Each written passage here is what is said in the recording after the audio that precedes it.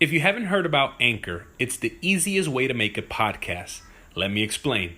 Number one, it's free. If it's free, it's for me. There's a creation tool that allows you to record and edit your podcast right from your phone or your computer. Anchor will distribute your podcast for you, so you can be heard on Spotify, Apple Podcasts, and many more. It's everything you need to make a podcast all in one place. So, if you have a message to share, download the free Anchor app or go to anchor.fm to get started. Again, download the free Anchor app. If you have a message or something it's a burden for you and you want to share with the world and you want to create a podcast, download the free Anchor app or go to anchor.fm to get started today.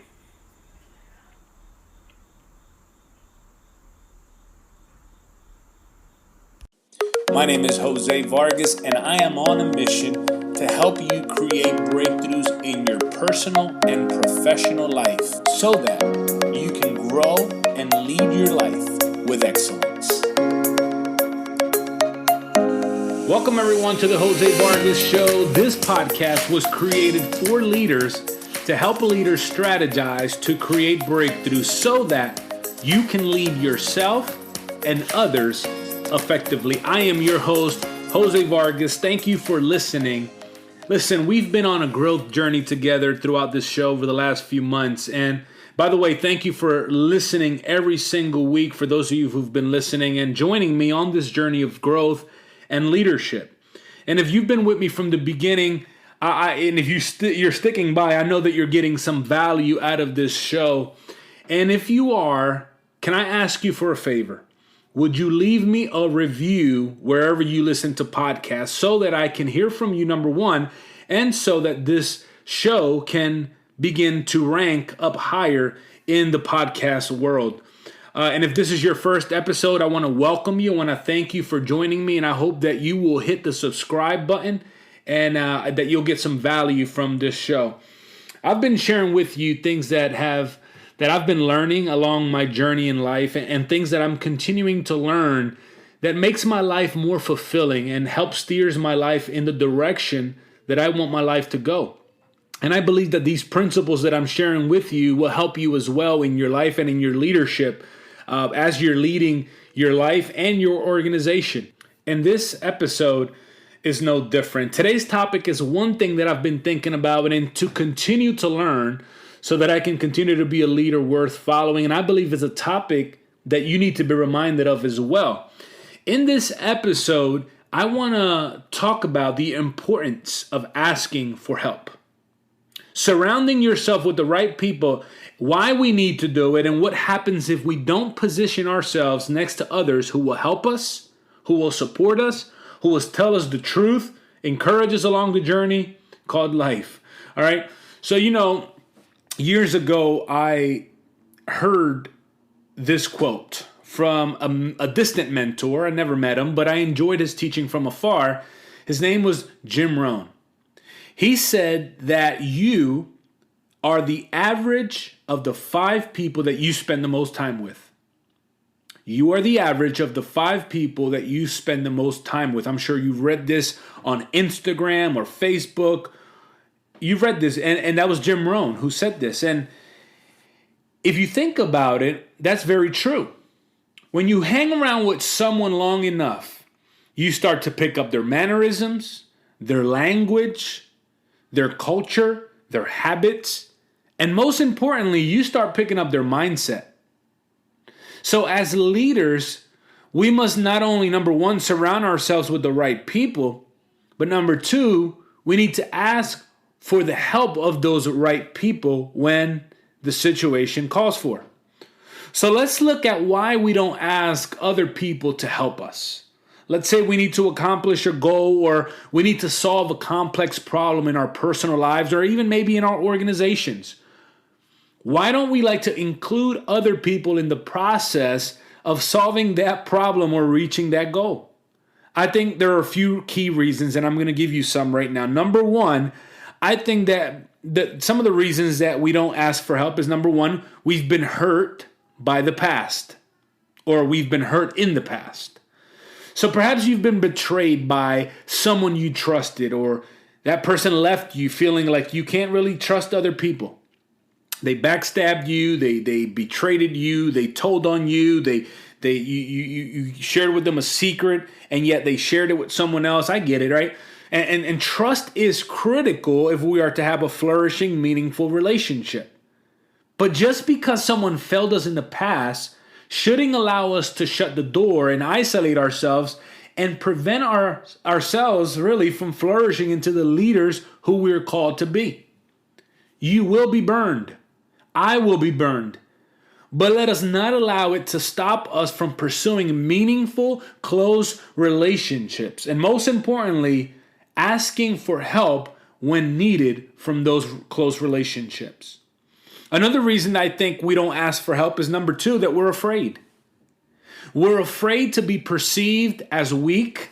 We're afraid that people or our teams or our colleagues or even our friends will think that we can't handle it on our own. But the reality is this: asking for help doesn't make you weak. It doesn't make me weak. Asking for help, I believe, makes you strong. It makes you brave. It reveals that you're confident in who you are and you're confident in your strengths, but you're also aware of your weaknesses. And that you understand, you're not delusional, you understand that you don't know everything. And here's a reality check. As a leader, you and I don't have all the answers. We don't know everything. It's a growth journey. It's a growth process. And that's okay. We don't need to know everything.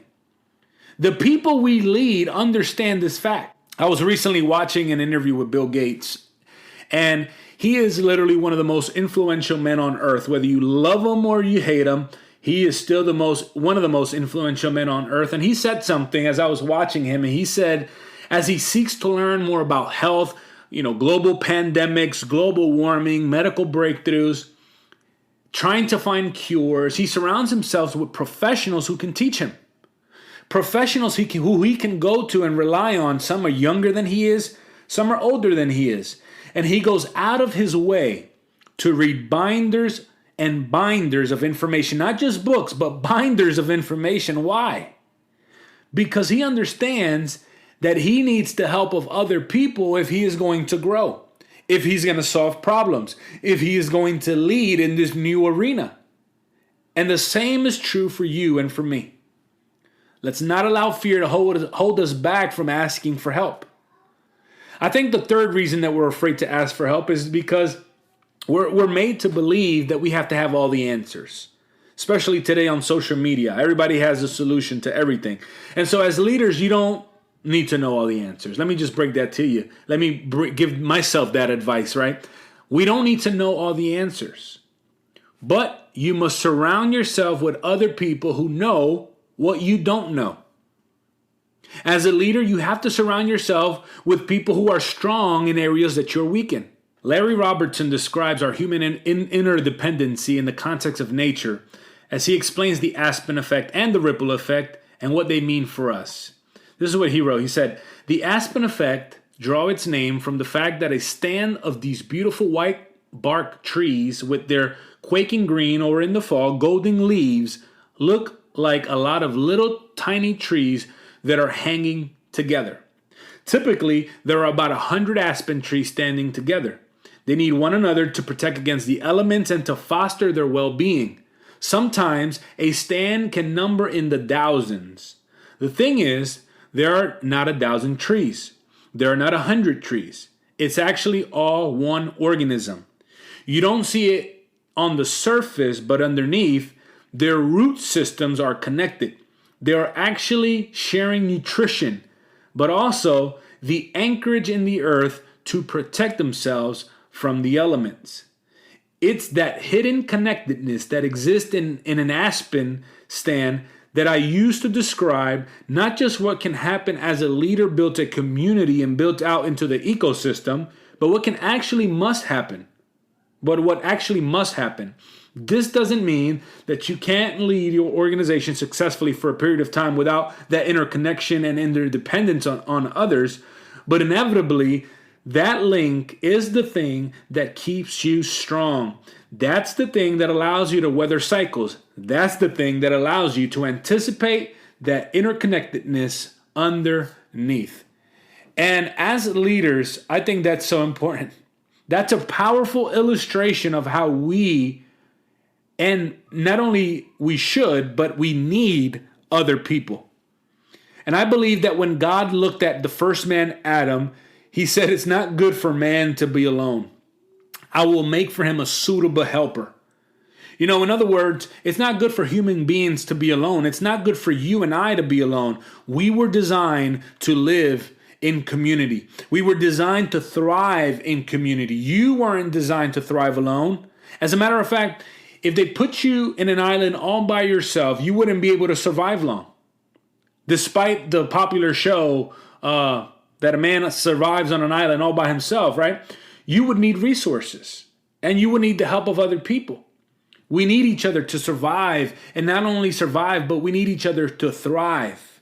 You need other people's giftings, other people's talents, other people's ideas, other people's strengths.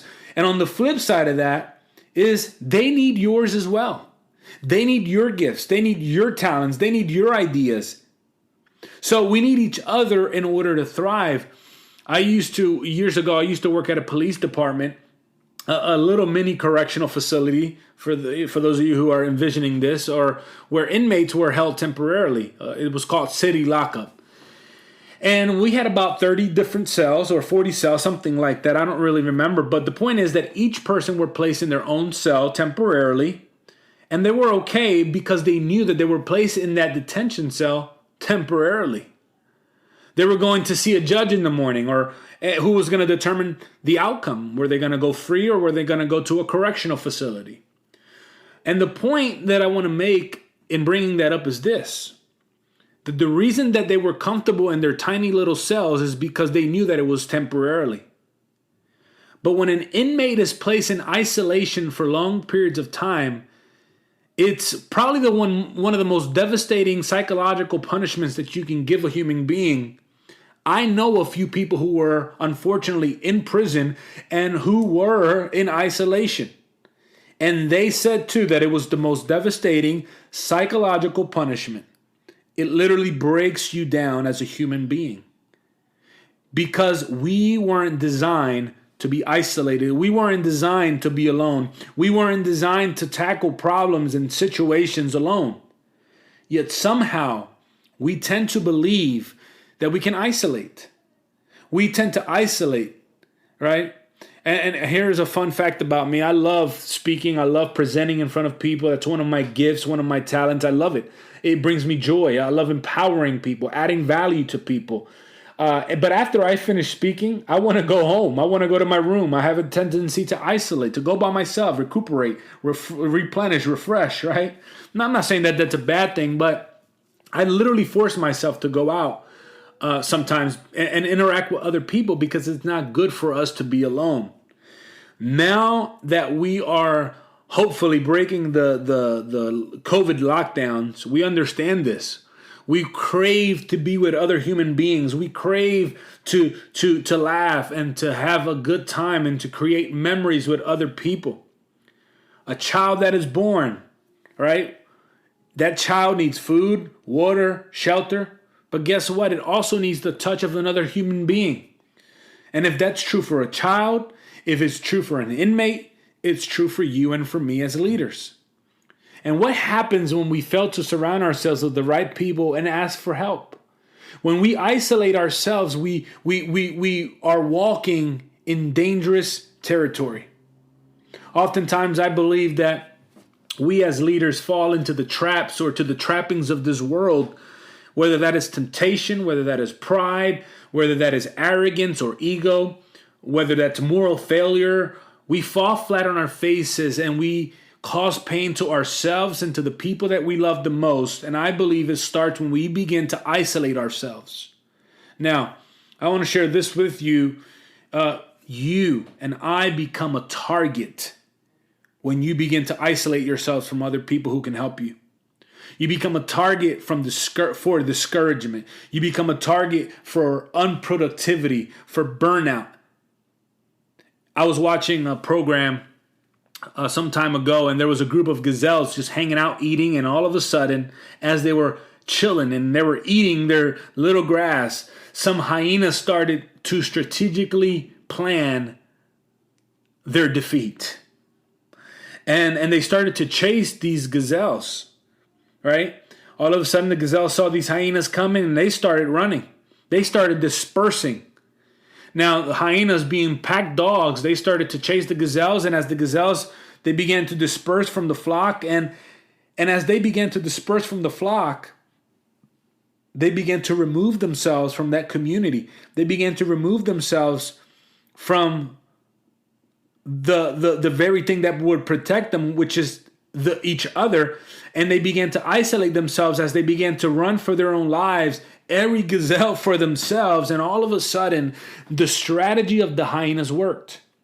A group of hyenas communicated through their little roar, laughing type language, and all of a sudden, the group of hyenas regrouped together, and they zeroed in and focused on the one gazelle that had become isolated.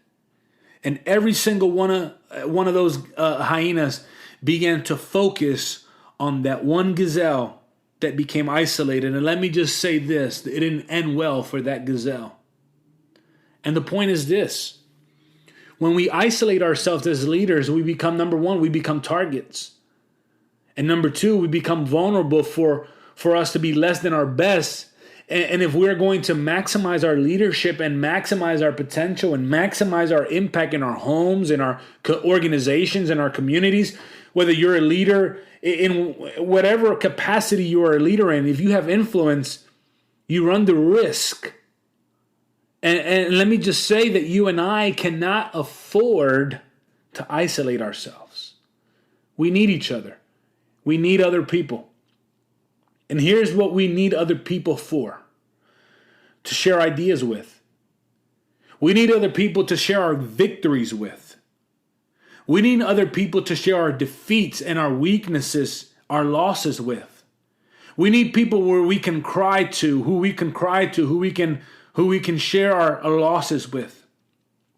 We need other people to share our pain and our struggles with. We need other people to share our successes with. We need other people who will give us insight. We need other people to give us hope. We need other people to provide guidance and shed light on certain things in our lives. We need other people to tell us the truth when we need to hear it the most. And not only do we need these things from others, but today, you too can be that for some other leader. We need to weep with those who weep. We need to laugh with those who laugh. We need to rejoice with those who are rejoicing. And let me tell you something. Something happens when you and I become that type of leader. We not only, we'll get what we're giving, but it will cause a ripple effect of transformation in that person's life. We will help that person. We will save that person's lives, maybe their careers or their reputation, because we were a part of their journey and we lend them an ear and our hearts and we gave them a safe place to be themselves. So I want you to not only to find that for you, but I also want you and challenge you as a leader to be that for someone else. So what can you and I do today? Number one, drop the pride. Now, let me just be honest. I don't like asking people for help. I really don't. And this is why we carry, as men, particularly as men, we carry our groceries all in one trip without asking for help, right? So let's drop the pride. Let's have humility with those we trust in our lives. Some of the people who are close to us, some of the people who are close to me know that I'm constantly asking for input. I don't like it, but I'm constantly doing it because I know that it is getting input. That is how I grow. That is how I develop. I want to be better. I want to get better. And so I want to challenge you to do the same thing. Have people in your life where you can ask, where you can text, where you can call and say, hey, What are some? How would you describe me in a few words? Or hey, what are some of the adjectives that you use to describe me? Or what are some verbs that you'll use to describe me? What are some of my strengths? What do you think are my vulnerabilities? What areas do you think I need to grow in? Now, obviously, you're not going to ask anybody, right? Joe Schmo from down the street, but you're going to have to find people in your life, leaders in your life, where you can ask for help. What else can you do today? Number 2, take inventory. Who do you have today in your life as a leader that you can ask for help and be open with? Who do you have that in your life? Who do you have that? Or do you have that? Right? Number 3, make new connections. So number 1, drop the pride. Number 2, take inventory. Number 3, make new connections. If you don't have someone in your life that you can be open and ask for help and vulnerable with, this one is very hard because it requires us to get out of our comfort zone. It requires us to be humble, and it requires us to risk. Right? Let's build relationships with other people. In some ways we can build relationships with other people. Number 1 is to be curious. The people all around you are amazing. People are amazing. People have unique stories of victories and triumphs and victories that they have, things that they've overcome in their lives. Some people have incredible journeys. But yet the only way to get to know those stories and understand those people is to build a relationship with them, is to stay curious, right? And you stay curious by asking questions. And number 2, give a helping hand. Give a helping hand. Be willing to give support to people, to help people, to have connections with people. Don't hoard, give. The blessing is always when we give. And I'm not just talking about giving money, but give of your attention, give of your energy, give of your insights, of your wisdom, of your experiences, of your stories. Be generous in the things that you're doing. And if we're going to do our best work, and if we're going to make a bigger impact, we need each other. We need other people. We need other leaders who will speak into our lives. And no one wants to go to an orchestra, right? If you don't go to an orchestra or watch a movie with one person. You don't go to an orchestra just to see the violin or the trumpet. What makes an orchestra beautiful is the combination of giftings and sounds. What makes a movie awesome is the talents of each person and the plot and the drama and the ups and the downs. It's the instruments, the music that's perfect, that stirs your soul when you watch these musicians play all these different instruments. And so my challenge for you in this episode is to seek out friends, seek out coaches, mentors, counselors. Iron sharpens iron. That you can grow in and develop in. And also so that you can ask for help in. Surround yourself with like-minded, like-valued, driven people. If that makes sense. Listen, friends, it takes time and it takes work. But together, we can become a leader worth following. You don't have to remain stuck. You don't have to put up a front. But you can take actionable, practical steps to get your breakthrough and not just accept your life, but lead your life towards excellence and towards impact. Because isn't that what you want? We want to have impact in this world, and we want to impact the people in our lives. I want to thank you for joining me today. Please share this podcast on your social media. That's how we keep the message going, and I'll see you soon.